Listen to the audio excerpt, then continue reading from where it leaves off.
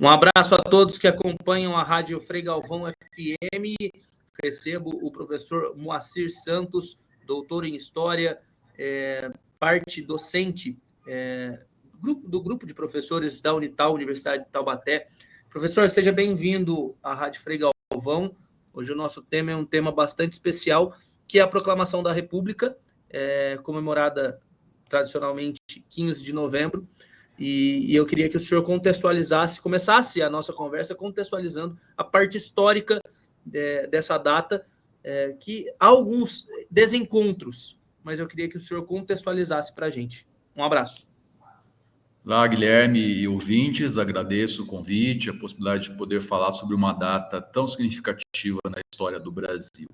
A mudança de regime, ocorre, então, em 1889, 15 de novembro, e ela decorre de insatisfações que foram se acumulando em relação ao regime monárquico, especialmente nas duas últimas décadas após a Guerra do Paraguai. E a inabilidade do então regime em resolver essas insatisfações precipitou a queda que ocorreu em 15 de novembro. E é importante lembrar que o Brasil era então a única monarquia das Américas cercada por república e havia um crescente fortalecimento do movimento republicano no Brasil. Professor, como é que o senhor, agora trazendo um pouquinho para a atualidade, como é que o senhor enxerga essa data no nosso calendário hoje? Ela é uma data de fato histórica ou é só mais um feriado? E dependendo da sua resposta, eu gostaria que o senhor contextualizasse relacionando a nossa geração em relação a essa data. Como é que a nossa geração ela interpreta essa data? Como uma data de fato histórica ou como um feriado que as pessoas usam para descansar, para aproveitar de diversas formas? Eu queria que o senhor nos contasse um pouquinho nesse viés agora. Bem, eu acredito que, assim como outras datas, as pessoas enxergam os feriados primeiramente pela premissa da folga e da possibilidade do descanso. É claro que uma comemoração mais ativa e cívica não depende apenas das pessoas, mas das instituições em promover as datas e efetivamente a sua lembrança. Mas ainda assim é um momento importante porque marca uma passagem, uma mudança de regime significativa no nosso país. E eu creio que apesar desse enfoque geral no feriado, somente o fato de existir o feriado e a lembrança da data da República é um fator importante para que não se esqueça essa transição de regime que ocorreu no nosso país. Agora, seria interessante também a gente entender, professor, a participação dessa data, como dia D, digamos assim, na construção da nossa sociedade republicana. Eu queria que o senhor, voltando um pouquinho na parte de contextualização, nos explicasse a importância dessa data na construção da sociedade republicana brasileira. Olha, com boa parte dos eventos históricos que ocorreram no nosso país, a participação popular foi limitada naquele momento, assim como na independência e em outras situações. Porém, foi um passo importante para que se pudesse avançar em direção à democratização da sociedade. É claro que essa democratização não foi algo que escalou de modo linear, porque afinal tivemos a ditadura do Getúlio Vargas, a ditadura militar, que durou 21 anos, mas foi um passo importante para instituir um modelo político que possibilita a alternância do poder e, evidentemente, controles e participação da sociedade. Então, eu vejo a proclamação da República como um avanço em direção àquilo que depois se consolidou décadas à frente, que foi a democracia. Bom, pegando uma deixa na sua resposta, como é que essa república ela se desenvolve desde o ano em que ela foi oficializada, e de que forma foi oficializada também, é bom a gente ressaltar para que o nosso ouvinte e também telenauta possa entender uma visão histórica, uma visão apartidária, enfim, uma visão técnica sobre o assunto e como é que ela se desenvolveu ao longo dos anos, passando por diversas etapas, professor? Nós não temos uma república hoje como foi a república dos primeiros anos, Muita coisa mudou de lá para cá. Sim, de fato, há diferenças importantes entre aquele passado e o nosso presente. Num primeiro momento, a República é uma iniciativa do movimento republicano, mas possibilitada por uma ação militar que vai depor, então, o imperador Pedro II. E, a partir daquele momento, se estabelece o que nós chamamos, na historiografia, de república oligárquica, ou seja, um regime político em que ser votado não era algo fácil, porque era o voto de cabresto controlado, e principalmente, como havia um número muito pequeno de pessoas alfabetizadas, o direito à participação política efetiva estava bastante restrito. E isso perdurou até 1930, com a queda da Primeira República durante a Revolução de 30.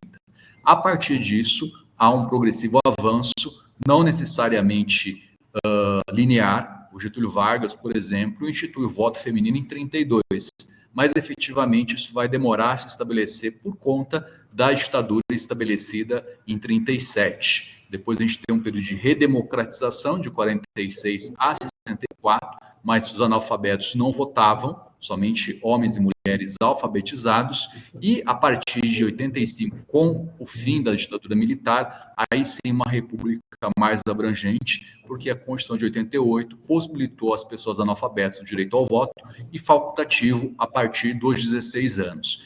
Então foi um processo de alargamento da participação popular. E, evidentemente, se pudéssemos repetir essa conversa daqui a 30 anos, nós vamos constatar, e espero, possíveis aprimoramentos, né? Ou seja, uma ampliação dos mecanismos de representação da população, porque a democracia é o exercício do contraditório e da participação política. Como você enxerga a nossa república hoje, professor? Muito polarizada, muito politizada, e com uma estrutura muito diferente, como a gente já abordou, mas muito diferente daquela inicial. A gente teve a república de dois presidentes militares logo no começo, né? E hoje a gente tem um país muito polarizado politicamente. Como é que o senhor enxerga a nossa estrutura republicana hoje? Olha, essa disputa política mais acirrada, ela faz parte de um processo de amadurecimento político e de alternância no poder.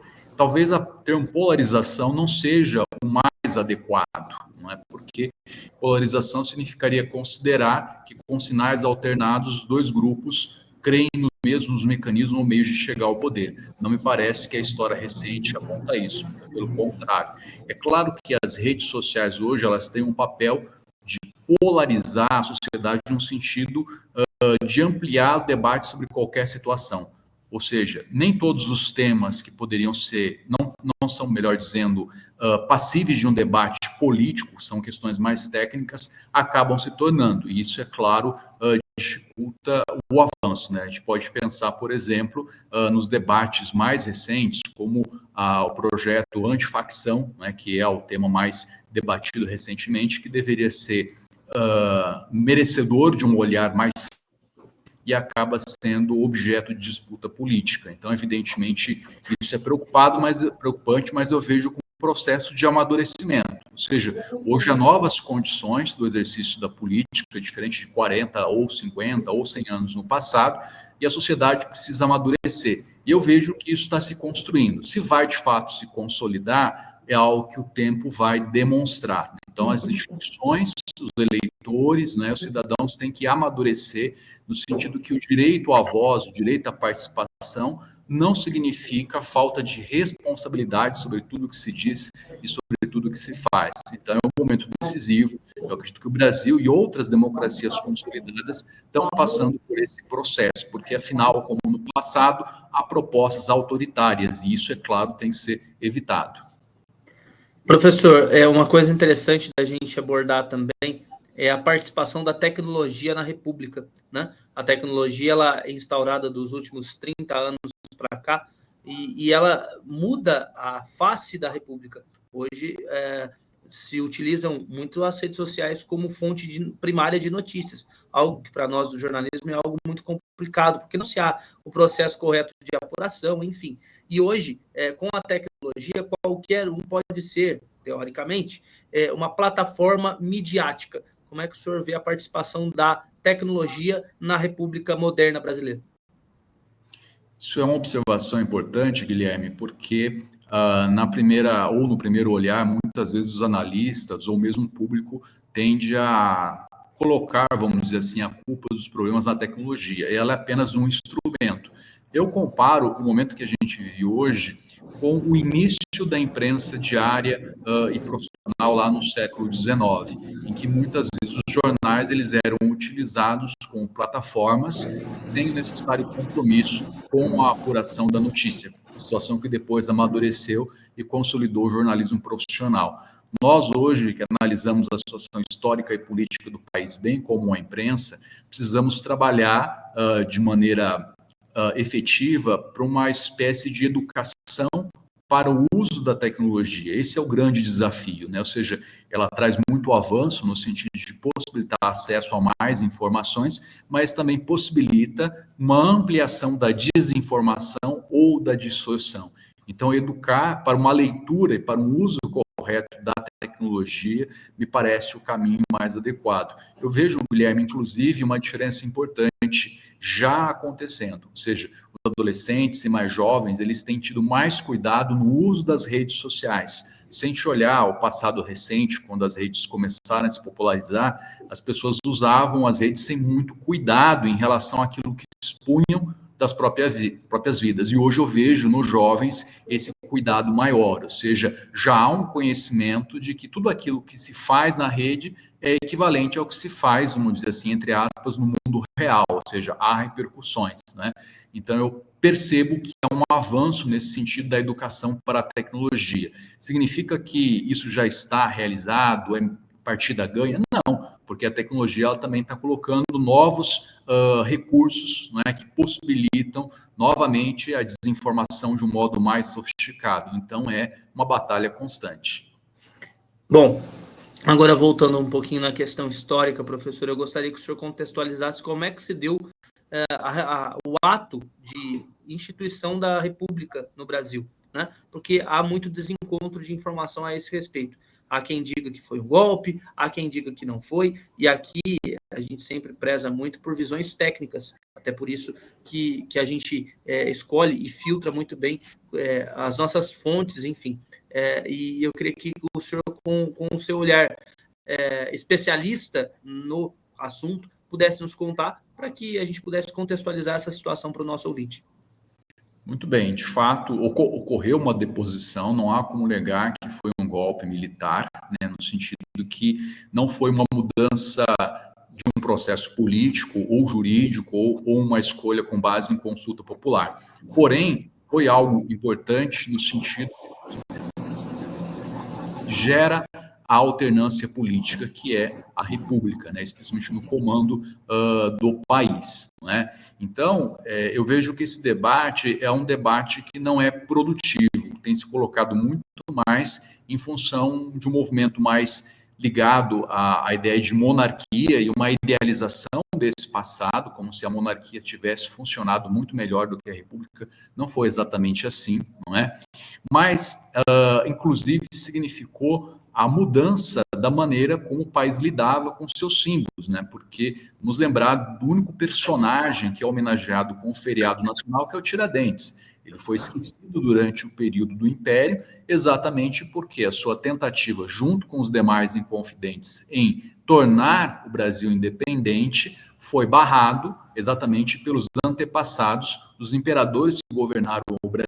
Inclusive, a condenação à morte do Tiradentes resultou, né, de uma sentença expedida pela monarquia portuguesa, não é? Então, a nossa relação com o passado mudou também. O que eu penso ser incontroverso é exatamente o fato de que a mudança para a República significava uma modernização do sistema político do país. Vamos lembrar que, por exemplo, o imperador ele possui o chamado poder moderador, que inclusive não existia e não existe em nenhuma monarquia constitucional. Para o público que nos ouve, o poder moderador era a possibilidade do imperador intervir nas decisões que eram tomadas, por exemplo, pelo parlamento. Então, era uma forma de exceder os poderes constitucionais que normalmente prezam pelo equilíbrio entre o judiciário, o legislativo e o executivo. A República, ela acaba com o poder moderador, e nesse sentido, ela é um avanço, né? E, evidentemente, o objetivo é sempre manter a interdependência e a autonomia entre os poderes, algo que a República trouxe para o Brasil.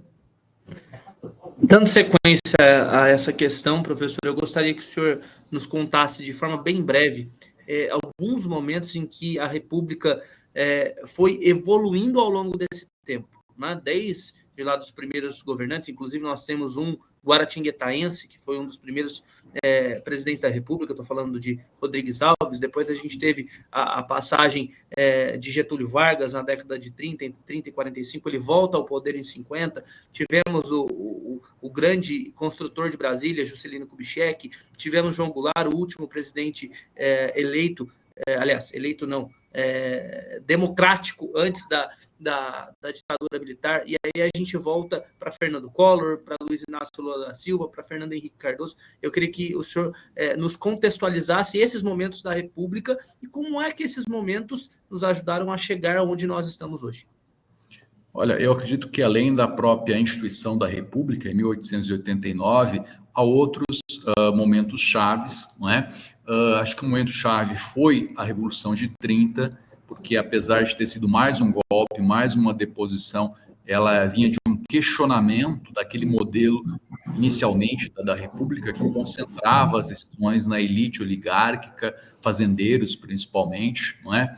E aí o governo do Getúlio Vargas tem alguns insights importantes, porque o Getúlio percebe que não era possível se manter o poder dentro de uma república moderna sem contemplar a sociedade de massas. Então, é a questão do voto feminino, as leis trabalhistas, que foram um passo bastante importante para a democratização, não é? O próprio fim do Estado Novo, né? A República em 1946, com a Constituição de 46, uma Constituição de fato democrática, não é? Com a participação deles que foram eleitos com o final do Estado Novo. A gente pode dizer que é o primeiro momento de uma ampla participação popular na história republicana do Brasil, não é? Então, esse período que vai de 46 a 64, apesar das suas crises, é um momento de aperfeiçoamento, da primeira vez, de fato, da sociedade brasileira conviver com as questões democráticas, de uma sociedade democrática. O momento das diretas já, no final da ditadura militar, mostrando, né, o quanto a mobilização popular ela é importante para a democracia. A Constituição de 88, né, lembrando que a Constituição vai completar 40 anos em 2028, é um outro momento importante, porque ela separa de maneira bastante objetiva o que são os direitos do cidadão e os deveres do Estado para com o cidadão, não é? E esse ciclo mesmo, iniciado em 85, pela primeira eleição direta em 89, pela primeira vez a gente tem várias décadas de eleições diretas para a presidência da República, não é? E de uma cultura democrática que vai se estabelecendo, ou seja, da ideia de que o árbitro de cada mandato não são os militares, não são os juízes, não é uma instituição em particular, são os seus diversos interesses. Então, eu vejo nesse processo, especialmente de 1989 até o presente, o grande momento da história republicana do Brasil, porque nós nunca vivemos um período tão extenso, né, de instituições democráticas e, portanto, de possibilidade de manter isso indefinidamente para os nossos filhos, para os nossos netos, para o futuro do nosso país. Professor, já nos encaminhando para a reta final do nosso bate-papo, mas ainda com algumas perguntas a serem respondidas pelo senhor, eu gostaria que o senhor fizesse um comparativo entre o Brasil Império e o Brasil Republicano. Acho que é um ponto muito importante na transformação da nossa história política e também da nossa história social. Uhum.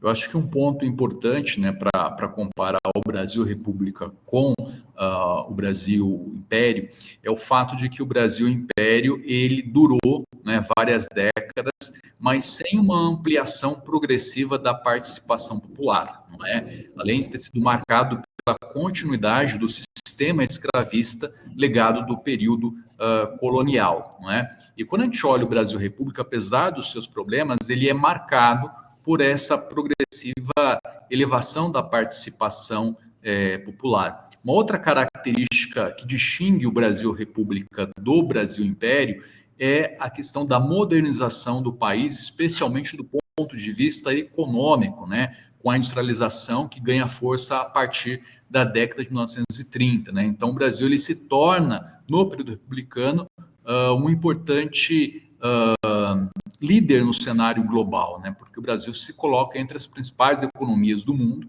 ainda tem desafios para se tornar um país desenvolvido, mas nas últimas décadas o Brasil conseguiu ampliar a sua presença no cenário internacional. Durante o período monárquico, embora o imperador tenha sido uma pessoa ilustrada e muito bem preparada, o Brasil era visto como um país exótico, né, em função das suas dificuldades de abertura para o mundo, né, e da manutenção de instituições e práticas que estavam sendo superadas com a própria escravidão. Então, eu vejo o Brasil República como um país mais aberto, né, e mais preparado para a modernidade, diferente do que foi o Brasil Império, um país dominado pela aversão à mudança e muito apegado aos mecanismos legados do Brasil colônia. Duas em uma. Primeiro, perguntar ao senhor sobre a questão do que a juventude de hoje, qual seria o conselho para a juventude de hoje, para que essa república fosse mantida e aperfeiçoada. E já puxando um segundo paralelo dentro dessa mesma pergunta, quais pontos fundamentais da nossa república de hoje, para o senhor, tem que ser melhorada, tem que ser aperfeiçoada, para que a gente seja um país cada vez mais potencializado e, quem sabe, chegue a ser um país de primeiro mundo a longo prazo, né? A gente sabe que essas mudanças não são feitas a curto prazo, mas sim em um longo processo de reestruturação política, administrativa, social, enfim, diversas áreas da nossa sociedade. Olha, eu acredito que para a juventude o importante é a participação, se fazer representar, né? Acho que esse é o desafio de cada geração, ou seja, se organizar e colocar os seus interesses. Hoje há uma sociedade bastante transformada em relação às condições de trabalho, em comparação ao que foi a volta à democracia no Brasil na década de 80. Né? Hoje as condições são distintas, então precisamos de respostas diferentes e elas só vão vir com a participação efetiva dos jovens, seja como eleitores, seja como políticos, nas mais diversas instâncias de representação. E acho que o grande desafio hoje da sociedade brasileira se coloca pela inclusão produtiva, ou seja, conseguimos gerar empregos que remunerem qualidade. E para isso é preciso fazer avançar a reforma tributária, ou seja, olhar os modelos que nós temos de sociedade que conseguem tributar de maneira mais justa. No Brasil, a estrutura de impostos ela é injusta. Quanto menor o rendimento da pessoa, mais ela paga proporcionalmente de impostos, porque é concentrado sobre o consumo. Quando a gente olha os países nórdicos, como a Dinamarca, como a Suécia, a Noruega, os impostos são concentrados sobre a propriedade e a renda. Mesmo nos Estados Unidos, que é um país em que há menos impostos, não é, do que outros de primeiro mundo, como os países europeus, os impostos são muito mais elevados que o Brasil. Ou seja, ninguém gosta de pagar impostos, mas para ter um país menos injusto, desenvolvido e com menos conflitos, é preciso distribuir a carga tributária, porque essa é uma forma de financiar o desenvolvimento e que, ao final, traz benefícios, tanto para os mais pobres quanto para os mais ricos. Mas, para isso, é preciso coragem, ou seja, muita gente sabe desse problema do Brasil, mas pouco, de fato, querem fazer a sua parte para que essas injustiças sejam corrigidas. Então, ao meu ver, esse é o grande desafio do presente e para o futuro também. Para fechar, professor, defina a nossa república em uma frase ou em uma palavra. Olha, eu vou me inspirar em Winston Churchill, que dizia que democracia era o pior regime, exceto todos os outros. Não é? Ou seja, democracia é um regime imperfeito, porque é humano, mas pode ser aperfeiçoado. E eu digo que a república ela é imperfeita, mas todas as outras opções são piores. Então nós podemos aperfeiçoá-la, está nas mãos da sociedade o aperfeiçoamento da república. Professor, muito obrigado pelo seu tempo. Conte conosco sempre aqui na Rádio Frei Galvão. Um forte abraço e até a próxima. Até a próxima. Um bom dia a todos.